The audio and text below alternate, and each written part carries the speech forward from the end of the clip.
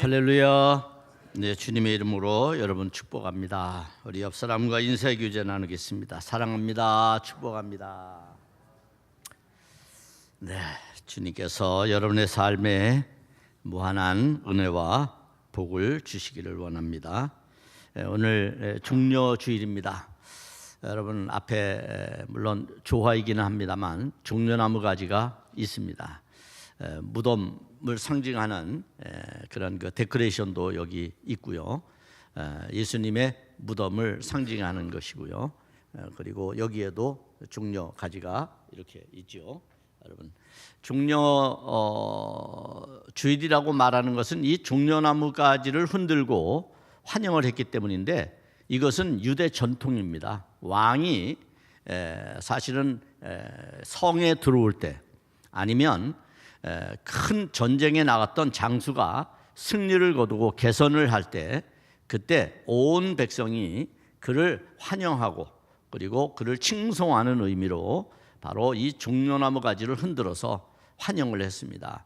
예수님을 만왕의 왕이라고 우리는 믿지만, 당시 유대인들은 자신들을 로마로 압제로부터 구원해 줄 그러한 어떻게 보면 독립운동가의 우두머리 정도로 아마 이해했던 것 같아요. 그래서 아마 종려가지를 흔들면서 예수님께서 그들을 구원해 주기를 그렇게 원했던 것 같습니다. 그러나 결국 그들은 곧 얼마 되지 않아서 예수님을 십자가에 못 박아버리고 말죠. 이것이 이제 오늘 우리가 생각하고 있는 어떤 대상에 대한, 아니면 우리의 이해에 관한 그러한 상충되는 모습이다, 이렇게 말할 수가 있어요. 우리가 대개 사람을 볼 때 첫인상 그렇게 말하지만, 첫인상은 속임수가 많은 겁니다. 사람은 깊이 오래 알아야지 자세히 알 수가 있는 거죠. 그렇게 보면 우리도 섣불리 사람을 그렇게 평가하는 것처럼, 아마 유대인들도 당시 예수님께서 행하셨던 수많은 기적, 이사 이런 것만 보고 그의 능력에 홀딱 반해서 예수님을 그저 기적을 베풀어서 로마 군대를 물리칠 그러한 물리적 수단으로서의 왕권, 그런 힘, 팍스 로마나가 말하고 있는 그런 거짓된 평화, 그런 주의자들처럼 예수님도 그런 정치적인 메시아로 아마 이해했던 것 같습니다. 그러나 오늘 우리는 그것보다 좀 더 진지하게 예수님을 아는 지혜를 이 시간 좀 깨달으면 좋겠다 하는 생각을 갖습니다. 기독교를 마음의 종교, 그렇게 우리가 부르기도 합니다. 왜냐하면 우리는 사실은 머리의 종교가 아닙니다. 우리는 지나치게 머리로 무엇을 이해하고 해결하려는데 사실은 착각을 하고 있는 것이죠. 물론 그렇다고 해서 지성을 무의미한 것으로 아니면 터부시하지는 않습니다. 지성이라고 하는 것은 매우 중요합니다. 무엇을 판단하고 무엇을 구분하는 데 있어서 지성은 무엇보다 중요합니다. 그러나 그 지성만으로는 참된 것을 구별할 수 없습니다. 그러므로 우리 중심에 계시는 하나님, 우리의 마음에 계시는 하나님께로 그 생각을 끄집어 내리는 게 필요하겠죠.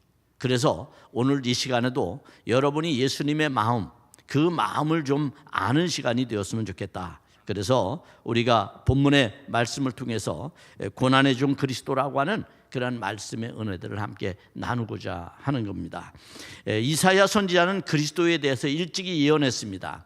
그리스도가 누구냐라는 것이죠. 즉 다시 말하면 이스라엘을 온전히 구원할 자가 누구냐, 구원할 메시아가 누구냐, 이것에 대해서 이사야 선지자는 당시 박해받고 고난받는 이스라엘 백성들에게 아주 내밀한 그런 하나님의 비밀, 하나님의 섭리를 이사야가 가르쳐 주죠. 그것은 이사야서 42장, 49장, 50장에 보면 세 번씩이나 등장을 하는데, 그 세 번의 등장의 예수님의 정의는 매우 실망스럽습니다.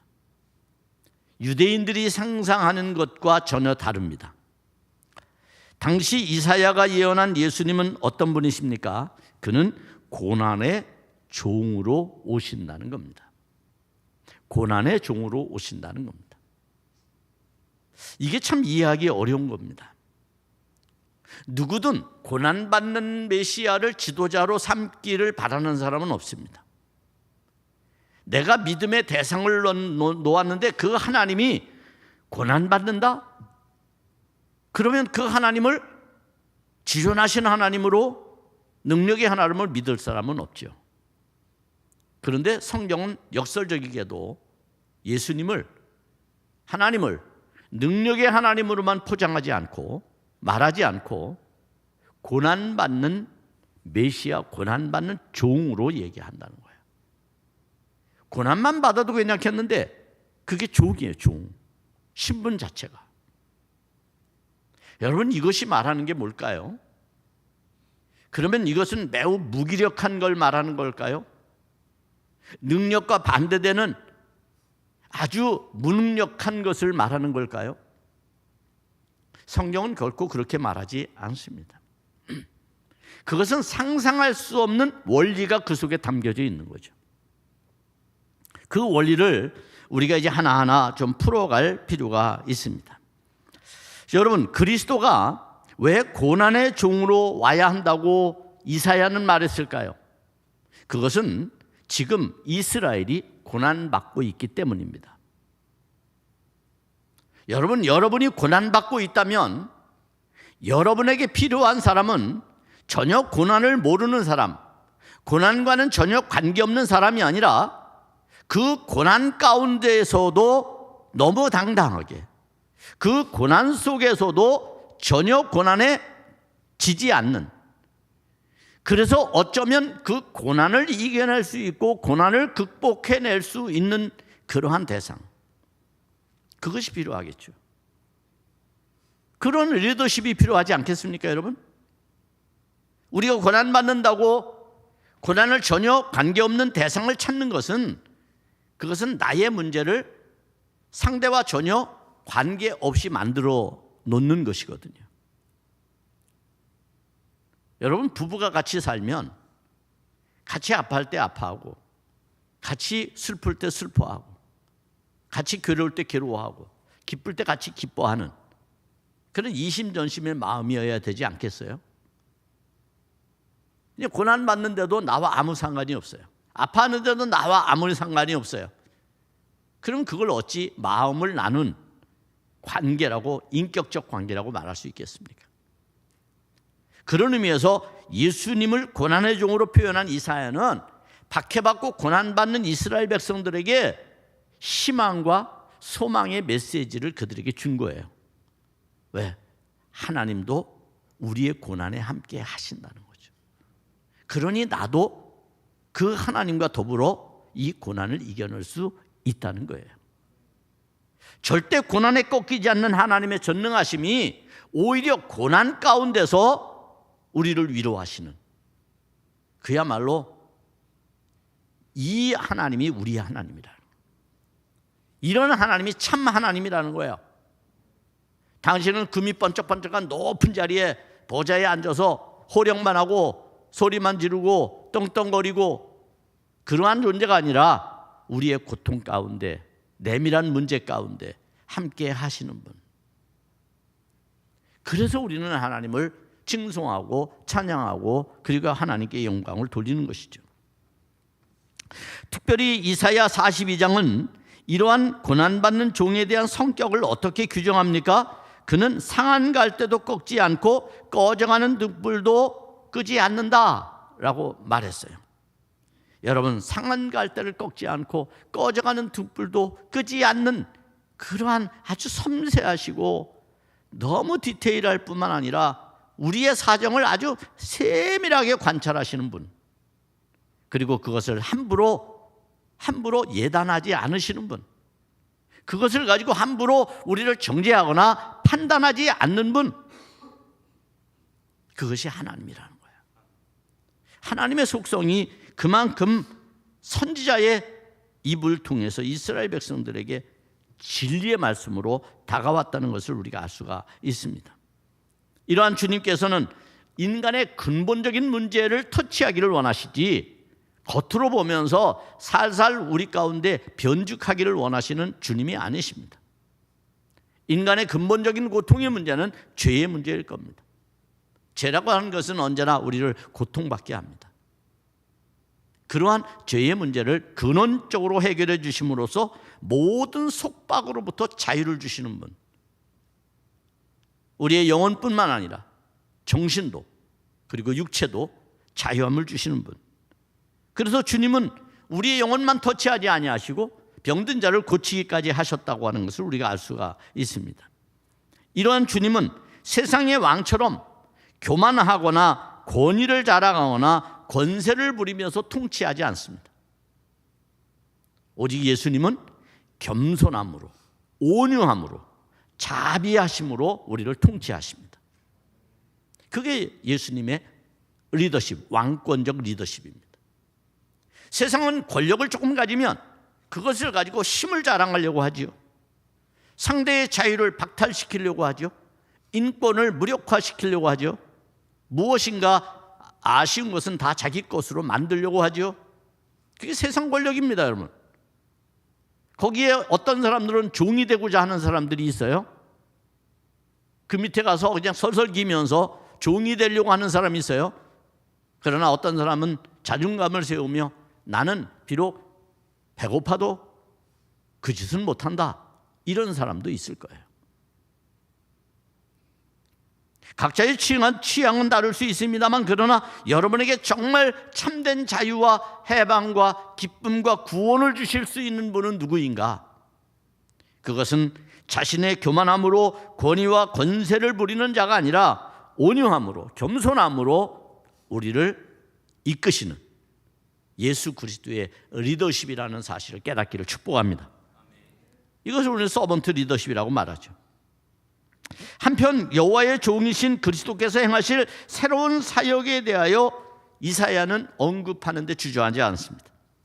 다시 말하면 그리스도께서 우리에게 오셔서 하실 일 가운데 이 땅에서 이루어지지 않는 전혀 새로운 하나님의 프로젝트가 계시다는, 하늘나라의 프로젝트. 그 프로젝트가 뭘까? 그것은 바로 구원의 사역이라고 말합니다. 구원의 사역. 이 구원의 사역은 사실은 예수 그리스도께서, 하나님께서 가지고 계신 가장 큰 비밀이기도 합니다. 고난의 종으로 오신 주님께서는 구원의 사역으로서 빛을 우리에게 비춰주십니다. 빛이라는 게 뭘까요, 여러분? 성경에 말하는 빛의 개념이라고 하는 것은 어둠에 반대되는 개념이라고 볼 수 있습니다. 어둠은 어떤 걸까요? 어둠은 죄성의 상징을 나타내는 거라고 볼 수 있습니다. 어둠에서는 모든 것들이 다 인간을 불편하게 만듭니다. 고통스럽게 만듭니다. 어둠 자체가 그렇습니다. 두려움을 가져다 주고요, 무지함을 가져다 주고요, 그리고 사람의 자유를 억압해 구속해버립니다. 그것이 어둠이 갖는 세상의 모습입니다. 그곳에 빛을 비춘다는 거예요. 그래서 예수 그리스도의 탄생의 가장 중요한 계시는 뭐였습니까? 큰 별이었습니다. 그게 예수님이 이 땅에 오시는 가장 중요한 메시지, 소위 말하면 계시였다는 거예요. 큰 별 말이죠. 당시 그 시대의 1세기의 어떤 천문학자도 발견하지 못했던 그 어마어마한 빛 말이에요. 그 빛이 그들을 이끌어가지요. 그래서 예수님은 당신을 따르는 백성에게 뭐라고 말씀했습니까? 너희는 세상의 빛이라고 말씀하셨습니다. 그리스도인들이 가는 곳에는 고통이 없어야 합니다. 슬픔이 없어야 합니다. 차별이 없어야 합니다. 그리스도인들이 있는 곳에는 평화와 평안만이 넘쳐야 됩니다. 그게 예수 믿는 사람들이 이 땅에 빛의 역할을 하는 겁니다. 그리고 무지하면서 고통받지 말아야 합니다. 진리 가운데 나와야 합니다. 그것이 바로 우리가 살아가는 삶의 본질과 같은 가치라고 얘기할 수 있습니다. 이런 주님께서 자기 백성에게 선언하기를 8절에서 이렇게 선언해 주십니다. 42장 8절입니다. 여기서 말하기를 나는 여호와니 이는 내 이름이라. 나는 내 영광을 다른 자에게, 내 찬송을 우상에게 주지 아니하리라라고 말씀하셨어요. 여러분, 성경에 보면 뭐 에베소서나 빌립보서나 쭉 보면 예수 믿는 우리를 뭐라고 표현하는지 아십니까? 여러분을 성경에서 뭐라고 표현하느냐면 여러분을 하나님의 영광이요 찬송이라고 표현합니다. 너무 놀랍지 않습니까, 여러분? 찬송은 누구에게만 돌려야 돼요? 하나님께만 돌려야죠. 근데 여러분이 찬송이래요. 너무 멋지지 않습니까? 여러분, 하나님께서 이 땅에 강림하셨는데 여러분이 찬송이 안 될 이유가 뭐가 있습니까? 그분이 고난의 종으로 오셔서 우리를 섬겨주셨는데 우리에게 빛을 발하시고 진리 가운데 깨어나게 하시고 죄 가운데서 자유함을 주셨는데 여러분이 찬송이 못 된다면 누가 찬송이 된단 말입니까? 세상에 귀신을 섬기는 사람이 찬송이 돼야 합니까? 세상 사람들이 여러분을 보고 부러워해야죠. 여러분을 보고 칭송을 해야죠. 여러분에게 영광을 돌릴 줄 알아야죠. 그게 바로 우리가 그리스도를 소유한 자로서의 권리, 권세, 이렇게 말할 수 있습니다, 여러분. 하늘의 권세를 너희에게 준다고 주님이 선포하잖아요.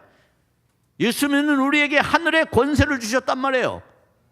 하나님이 받으시는 그 영광과 찬송을 우리에게 주셨단 말이에요. 근데 우리가 왜 그렇게 세상에서 삽니까? 왜 못나게 삽니까?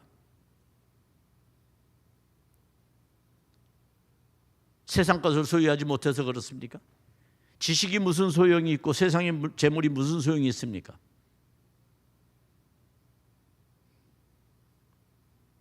오늘 주님께서 우리에게 주시는 하나님의 말씀의 가장 본질적 가치는 그런 것들을 다른 신들에게 주지 않는단 말이에요. 우상에게 주지 않는단 말이에요. 여러분, 빼앗기지 마시기를 바랍니다. 빼앗기지 마시기를 바랍니다. 빼앗겨서는 안 될 겁니다. 하나님께서는 자기 영광을 우상에게 넘기지 않으시고 끝끝내 구원하시는 종으로서 이제 새 일을 행하실 수많은 성도들, 그들을 위해 주신다는 겁니다. 그것이 주님의 비전입니다. 주님께서 우리에게 행하실 이 새 일에 대한 비전은 바로 9절에서 이렇게 주님이 말씀하고 계시죠. 보라, 전에 예언한 일이 이미 이루었느니라. 이제 내가 새 일을 고하노라 라고 말씀하십니다. 오늘 종려주일입니다. 예수님께서 예루살렘으로 입성하십니다. 뭐 하시러 가실까요? 새 일을 행하려고 가시는 겁니다. 여러분도 주님 전에 왔습니다. 종려주일에 왔습니다. 고난주간을 시작하는 오늘 여러분은 무엇을 위해서 이 자리에 오셨습니까? 새 일을 행하기 위해 오신 여러분 되시기를 바랍니다. 우리는 새 일을 행할 줄 알아야 합니다. 그럼 새 일은 무엇일까요? 그것은 십자가의 깊은 원리 속에서 발견되어지는 속성이라고 볼 수가 있습니다. 그 십자가에서 이루신 구속의 은혜는 피의 흘림으로 제사함을 주신 것 외에 하나님과 화목을 이루게 하신 일이라고 볼 수 있어요. 하나님과 화목하게 된 것. 그래서 우리에게 어떤 직분을 주었다고 바울은 말했죠? 화목하게 하는 직분을 주었다. 이 땅에 살아가고 있는 모든 크리스찬들은 화목하게 하는 직분을 받은 자들이다. 그러므로 싸움을 부추기는 사람, 그리스도인이 아니죠. 싸우면 화목을 이루는 사람이 돼야죠. 일치, 그것이 세계 기독교회가 추구하는 어떻게 보면 영구한 그 목표, 비전, 이렇게 얘기할 수 있습니다. 일치, 그것이 세계 기독교라고 하는 기독교회가 주장하고 있는 영구한 목표가 바로 뭐냐? 그게 일치, 그 중에 일치입니다. 또 하나가 뭐냐면 평화입니다. 평화와 일치. 이것은 이 땅이 영원히 하나님 앞에 기도하는, 그리고 하나님 앞에 구하는 우리의 최고 최상의 목표입니다. 여러분, 우리가 하나님 앞에서 화목의 직분을 가진 자라면 우리는 어떻게 해야 될까요? 그리스도께서 그 품으신 그 마음을 우리가 이해해야 합니다. 그것을 알 때 우리도 화목의 직분자로서의 삶을 살아갈 수 있습니다. 빌립보서 2장 2절은 이렇게 말씀하고 있습니다. 마음을 같이하여 같은 사랑을 가지고 뜻을 합하여 한 마음을 품어라고 말씀합니다. 여러분, 여기에서 화합의 문제로 돌아가라는 것입니다. 화합의 문제. 그리고 그 중심에는 한 마음이 있다는 것이죠. 이 한 마음이라는 말을 성경에 있는 원어로 이야기를 한다면 그 의미는 이렇습니다. 같은 일에 마음을 고정시켜라. 그러니 고정시켜라. 여러분, 압정이라는 게 있잖아요. 압정. 압정으로 무엇인가 벽에 고정을 시키듯 우리의 마음을 한 곳에, 한 뜻에 고정시키라는 거예요. 누구에게? 그리스도의 마음에 고정시켜라. 오직 우리의 마음을 그리스도에게 고정시킬 때 우리는 한 마음을 품을 수 있다. 그래서 8절은 겸손하게 행동하는 것과 다른 사람의 필요와 유익을 더 생각하는 것이 그리스도의 마음이다. 이렇게 말씀하고 있어요. 여러분, 이게 참 중요합니다. 8절 한번 보여주실까요? 사람의 모양으로 나타나셨음에 자기를 낮추시고 죽기까지 복종하셨으니 곧 십자가에 죽으심이라 라고 말씀해 주셨어요. 겸손한 마음의 행동이죠. 그 다음에 다른 사람의 필요 그리고 유익한 것을 더 생각하는 것 20절에서 그렇게 말하고 있습니다. 이는 뜻을 같이하여 너희 사정을 진실히 생각할 자가 이밖에 내게 없음이라 라고 하는 말씀이죠. 여러분, 이런 마음을 바울은 본문을 통해서 우리에게 말해주고자 합니다. 본문을 통해서 우리에게 이야기하고자 하는 것이죠. 그러면 이 본문에 대한 왜 이런 본문을 바울이 이 말을 왜 기록하게 되었는지를 우리가 좀 알고 이 말씀의 의미를 좀 이해하면 좋을 것 같습니다. 당시 빌립보 교회 성도들은 바울에게 편지를 보냅니다. 에바브로 디도라고 하는 사람에게 사람 편에 편지를 보내게 돼요. 그 편지를 보내는 이유 가운데 여러 가지가 있습니다만 우선 바울이 지금 감옥에 갇혀 있습니다. 바울은 지금 감옥에 갇혀 있습니다. 구속의 상태입니다. 복음을 전하다가 잡혔습니다. 그러한 구속된 상태에서 빌립보 교인들은 바울을 위해서 기도하는 겁니다. 바울이 그렇게 잡힌 것은 그들을 위해서 복음을 전하다 잡힌 것이었기 때문입니다.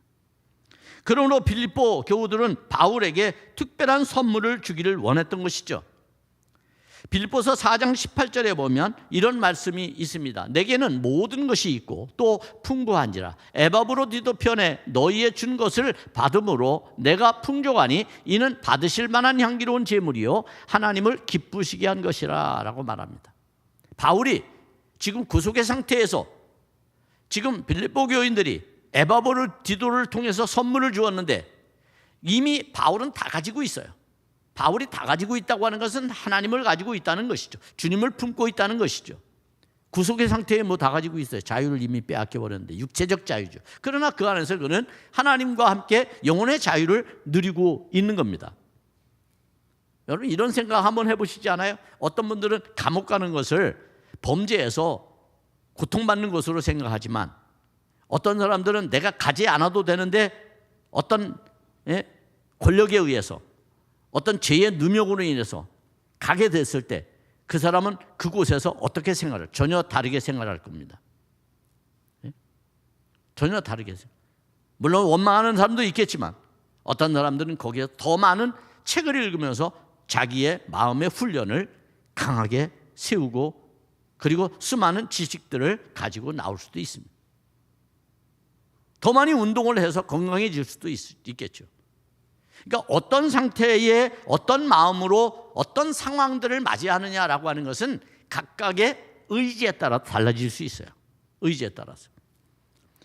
여러분, 바울은 지금 모든 것을 다 가졌어요. 그럼에도 불구하고 빌립보 교우들이 같은 형제자매로 같은 그리스도인으로 그리고 자신들에게 하나님의 말씀을 전해주는 선생으로 바울을 이해했기 때문에 바울을 돕는 것, 그것을 바울은 뭐라고 말합니까? 받을 만한 향기로운 제물이라고 말했고 그리고 하나님이 기뻐하시는 것이라고 말을 했습니다. 이와 같은 상황이 지금 바울에게 주어진 거예요. 바울은 매우 기뻤죠. 이런 걸 보면서. 왜 우리가 형제 자매라고 하는 건 서로 그렇게 이해하고 서로 그렇게 협력하고 서로 그렇게 돕고 살아야 되는 거 아닙니까? 그러니 바울은 1차적으로 이 일로 인하여 빌립보 교인들에게 감사한 마음이 있었어요. 그런데 이것뿐만 아니었어요. 빌립보 교인들은 편지를 통해서 당시 빌립보 교회가 처한 작은 문제에 대해서 바울에게 질문을 하기를 원했습니다. 그 질문은 다른 것이 아니라 바로 빌립보 교회 안에 존재하는 하나의 문제였는데, 그것이 바로 빌립보 교인들의 마음이 갈라져 있었다는 거예요. 마음이 하나가 되어 있지 않았다는 거예요. 그것 때문에 지금 빌립보 교인들은 바울에게 질문을 하는 겁니다. 그들 사이에 다툼이 일어난 것이죠. 어떤 다툼이 일어났을까요? 여러분, 성경에 보니까 이 다툼이 여성들의 다툼이었어요. 여성들의 다툼. 빌립보서 4장 2절에 보면 이렇게 말씀합니다. 내가 유오디아를 권하고 순두개를 권하노니 주 안에서 같은 마음을 품으라. 순두부 아닙니다, 여러분. 순두부가 아니라 순두개입니다. 다시 말하면 이 유오디아나 순두개는 여성이었어요. 그들이 아마 교회를 주도적으로 했던 것 같아요. 앞다투어서 했던 것 같아요.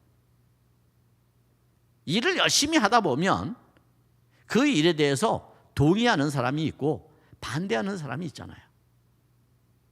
아마 이 두 여인은 빌립보 교회 안에 여성 리더십을 가진 그러한 대표적인 두 인물이었다고 성서학자들은 판단을 합니다. 그들이 서로 마음을 합하지 못했던 겁니다.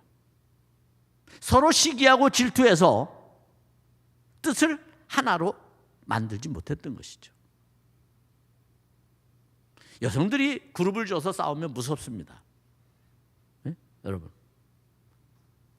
그래서 빌립보 교회는 이런 작은 문제 때문에 빌립보 교인들은 마음이 아팠습니다. 그래서 바울에게 감옥에 갇혀 있지만 선생님, 이 문제를 어떻게 하면 해결할 수 있을까요? 라고 물어본 것이죠.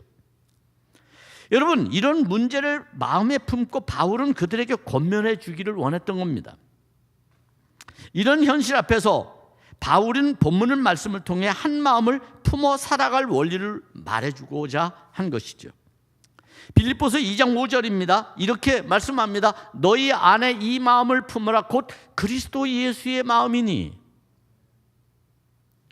빌립보 교회 안에 유오디아나 순두개뿐만 아니라 모든 성도들은 그리스도의 마음을 품고 살아야 된다는 겁니다. 할렐루야. 그런 마음이 우리에게 절대적으로 필요하다는 것이죠. 곧 예수의 마음. 마음 뭡니까? 마음이 뭘까요? 마음은 존재 방식입니다. 여러분이 어떤 행동을 할 때 그 행동은 어디에서 온 거예요? 마음에서 오는 거죠. 물론 지시는 머리가 내려요. 이론적으로는. 그러나 그 지시를 갖게 하는 그 생각을 누가 주는 거예요? 마음이 주는 겁니다. 그래서 우리 옛말에 마음 먹기에 달렸다, 이런 얘기를 하는 겁니다. 마음이 선하면 행동도 선하게 나와요. 그런데 마음이 악하면 행동도 악하게 나오는 겁니다. 우리가 이 세상 살면서 수많은 일들을 경험합니다. 그러나 그래서 사람의 마음을 아는 것이 힘들다는 거예요. 한 뼘도 되지 않은 마음이잖아요. 여러분, 마음 깊이가 얼마나 되겠어요? 예? 그런데 그것이 여러분, 누구도 알 수 없는, 누구도 탐험하지 못한 그러한 마음이라는데 우리의 혼란함이 있는 거 아닙니까, 여러분?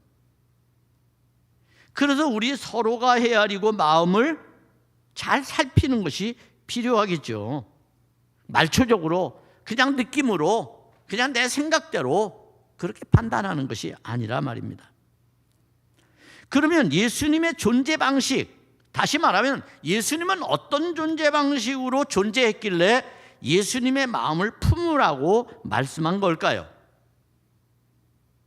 그것은 우리가 잘 아는 대로 예수님은 가장 낮은 자리에 오셨기 때문입니다. 어디에 예수님은 존재하시느냐? 가장 낮은 곳에 존재한다는 거예요. 예수님은 가장 낮은 곳에. 그래서 우리는 예수님께서 이렇게 자기의 사랑의 행위를 가장 낮은 곳에서 표현한 것을 뭐라고 말씀합니까? 성육신이라고 말하죠. 인카네이션, 성육신. 무슨 말입니까? 거룩한 하나님이 낮고 천한 우리의 육체 가운데 오셨다는 거야. 로고스가 사륵수가 되었다는 거야. 육체가 되었다. 사륵수가 되었다. 하나님의 거룩하신 그 지존함이 인간의 육체 속에 오셨다는 말이에요. 그것이 바로 성육신 인카네이션에 관한 말씀입니다. 그런데 여기서 하나 우리가 좀 더 넓은 시야로 생각을 해보면 그 육체는 인간의 육체만이 아니라는 것을 알게 돼요. 골로새서 1장 19절로 20절에 보면 이런 말씀이 있습니다. 아버지께서는 모든 충만으로 예수 안에 거하게 하시고 그의 십자가의 피로 화평을 이루사 만물 곧 땅에 있는 것들이나 하늘에 있는 것들을 그로 말미암아 자기와 화목하게 되기를 기뻐하심이라 라고 말했어요. 여기 만물이라고 말하죠. 만물. 만물은 뭡니까? 사람뿐만 아니라 이 땅에 존재하는 모든 동식물, 피조세계, 심지어 여기 뭐라고 말해요? 하늘에 있는 것까지, 천사들까지, 영적 세계까지 포함해서 하나님께서는 바로 당신의 거룩한 뜻을 그들 속에 침투시켰다는 거예요. 침투시켰다는 거예요. 그들 속에 예수님께서 스며드셨다는 거예요. 여러분의 마음에 스며들듯 이 나무 하나에, 풀 하나에, 꽃 하나에, 과일 하나에, 동물 하나에 하나님의 그 존재 방식인 사랑이 다 스며들었다는 거예요. 이게 얼마나 거룩한 뜻입니까? 이것을 뭐라고 표현하느냐 하면 이것을 인터카네이션이라고 말합니다. 인터카네이션. 모든 존재 안에 하나님이 계시다는 거예요. 이것에 대한 이야기를 오늘 이 본문에서 하고 계시다라고 말씀드릴 수 있습니다. 이러한 하나님의 섭리가 그리스도 예수의 마음이고 이것이 그리스도의 몸인 우리 교회의 마음인 줄로 믿습니다. 그것이 하나님께서 우리에게 주신 존재 방식의 가장 중요한 요소라고 말할 수 있습니다. 그러면 이제 우리는 예수님께서 어떻게 십자가에서 죽음을, 당신의 마음을 가지고 십자가의 죽음을 경험하셨는지를 우리가 살펴볼 필요가 있습니다. 그 첫째는 비움입니다. 비움. 오늘 본문 7절을 보십시다. 7절에 말씀합니다. 오히려 자기를 비워 종의 형체를 가지사 사람들과 같이 되셨고 라고 말합니다. 여기 비워, 자기를 비웠다 이렇게 말씀합니다. 이 비우다라고 하는 말은 원어로 보면 에케노센이라고 말하는데 이것은 통이 빌 때까지 그 안에 있는 것들을 다 쏟아내는 것을 말합니다. 통이 완전히 빌 때까지, 깨끗해질 때까지, 아무것도 남지 않을 때까지 완전히 쏟아내는 것을 말합니다. 예수님께서는 하나님의 본체이시지만 종의 형체를 갖기 위해서 아낌없이 모든 것을 다 쏟아냈다, 그런 뜻이에요. 누구에게? 만물에게. 십자가를 지신 것은 우주 만물에게 다 당신의 사랑이 스며들도록 그렇게 하셨다는 얘기입니다. 영광스러운 지위를 뒤로 한 채 종의 형체를 입으신 것이죠. 종의 외양만 취한 것이 아니라 본질적으로 종이 되신 겁니다. 그래서 고난을 받으셨죠. 그냥 낮은 자리에 와가지고 자기는 편안하게 산 것이 아니라 실제로 그분은 고통받았고 아파하셨고 눈물을 흘리셨고 그리고 피를 흘리시며 죽기까지 하셨어요. 이게 예수님의 마음이라는 거예요, 여러분. 그러니 이것을 어찌 거짓이라고 말할 수가 있겠습니까?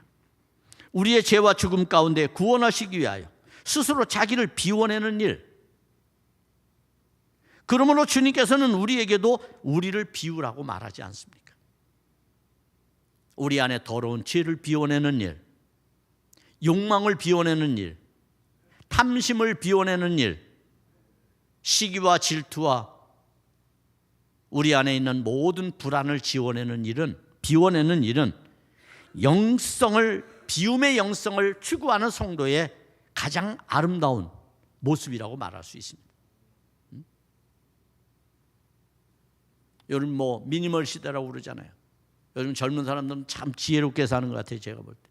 쓰다가 조금 이제 지루해지면 당근에다가 내놓고 서로 팔고, 또 내가 가지고 있는 것, 얼마 전에 제가 이런 기사를 보았어요. 당근에서 우리 집에 라면이 있는데 계속 날짜는 다가오고 라면을 먹기 싫고, 그러니까 누구 필요한 사람 라면 드릴게요. 그랬더니 어떤 젊은이가 자기가 너무 먹지 못해서 배가 고프다고. 그래서 라면만 준 게 아니라 자기의 집에 있는 김치도 싸주고 깍두기도 싸주고 싸서 잔뜩 줬더니 너무나도 감사하다. 그렇게 했다는 거죠, 여러분. 우리가 3만 불 시대를 넘긴 대한민국 안에 아직도 이런 모습들이 있어요. 여러분, 일부 이상한 젊은이가 있지만 대부분의 젊은이들은 건강합니다. 그들은 참 지혜롭게 살아요, 여러분. 욕심내고 쌓아두지 않아요. 그게 건강한 거예요, 여러분. 늘 새롭게 사는 건 그런 거예요. 나를 비울 때 새롭게 사는 거예요, 여러분. 두 번째는 낮춤입니다. 낮춤. 비울 뿐만 아니라 자기를 낮췄다는 것입니다. 8절입니다. 사람의 모양으로 나타나서 자기를 낮추시고 라고 말씀합니다. 이 낮추셨다라고 하는 말씀은 뭡니까? 내리 누르는 걸 말하는 거예요. 이걸 우리는 겸손하다고 말하죠. 겸손하다. 아우, 저 사람 참 겸손해. 높은 지위에 있지만 자기를 누르는 거예요. 내리 누르는 거죠. 영광의 주님이 낮고 천한 모습이 되신 것을 뭐라고 말하느냐 하면 자기 비하라고 말해요. 비하라는 말이 뭐예요? 한문인데 낮을 비 아래하 그러지 않아요, 여러분? 자기를 가장 낮은 자리에 놓는 것을 말합니다. 비천해지는 거죠. 비천한 상태가 되는 거죠. 하나님은 하늘의 보좌를 가지신 분이고 왕권을 가지신 분이시지만 그는 자기를 비하하셨어요, 스스로. 그래서 엘리 엘리 라마 사박다니, 하나님 어찌하여 나를 버리시나이까 라고 절망의 기도를 하시지만 여전히 자신은 아버지의 뜻에 순종하며 자기를 십자가에 내놓습니다. 이것이 겸손한 주님의 영성입니다. 세 번째로 복종입니다. 8절에 봅니다. 8절은 이렇게 말합니다. 사람의 모양으로 나타나서 자기를 낮추실 죽기까지 복종하셨다라고 했습니다. 복종 어렵습니다. 자유의지를 가진 인간, 자존감이 있는 인간, 자존심이 강한 인간에게는 이 복종이 그렇게 쉬운 것이 아닙니다. 복종은 완전한 순종을 말합니다. 그냥 대충 하는 것이 아니라, 흉내내는 게 아니라 완전한 순종. 자기를 비하하는 것뿐만 아니라 예수 그리스도께서는 아버지의 뜻을 가장 우선으로 생각해서 자신을 차선에 두었다는 겁니다. 하나님의 뜻이 가장 우선입니다. 그리고 자신의 뜻을 차선으로 두어 아버지의 뜻에 순종한 것입니다. 가장 마지막 십자가를 지시기 전 그는 겟세마네 동산에서 처절한 싸움을 벌여서 결국 이겨내게 됩니다. 그것이 복종의 마음입니다. 이 복종의 영성이 우리에게 필요합니다. 마지막으로 죽음입니다. 죽음은 뭘 말하는 걸까요? 8절은 말합니다. 그 십자가의 죽으심이라. 인간에게 필연적으로 찾아오는 것은 죽음입니다. 죄가 없다면 죽을 이유가 없겠죠. 그러나 죄인된 인간은 그 죄로 인하여 결국 스스로를 죽음에 내어버립니다. 아담은 죄로부터 자기 자신을 죽음에 내어놓는 사람이 되었습니다. 그러므로 실패한 것이죠. 여러분, 그러나 예수 그리스도는 그 죽음의 자리에 자기를 놓은 것이 아니라 부활하심으로써 자기의 생명이 영원함을 우리에게 보여주셨습니다. 그래서 우리들도 예수 그리스도의 그 생명을 소유하게 될 때에 우리도 그 영원한 생명을 갖고 살아갈 수 있다고 말씀하신 겁니다. 거룩하신 하나님, 그 거룩하신 하나님께서 인간의 몸을 입으셨지만 여전히 그 생명 안에는 거룩하신 영이, 거룩하신 생명이 계셨다고 하는 것. 여러분, 여러분의 삶에 죽음이 두렵습니까? 고통입니까? 그렇다면 이제 여러분 안에 있는, 여러분 마음에 있는 그 영원한 생명을 한번 돌아보시기 바랍니다. 내가 품은 이 생명이 가짜가 아니라면 여러분 두려워할 필요가 없습니다. 여러분이 품은 이 영원한 생명이, 영생이 여러분에게 진짜라면 여러분 더 이상 고통받을 필요가 없습니다. 하나님께서 여러분을 부활 생명으로 다시 살게 하시기 때문입니다. 이것이 최고로 우리에게 주시는 하나님의 마음입니다. 끝까지 모든 것을 다 주시는 주님의 마음입니다. 이런 마음으로 여러분 살아서 승리하는 여러분 되기를 주의 이름으로 축복합니다.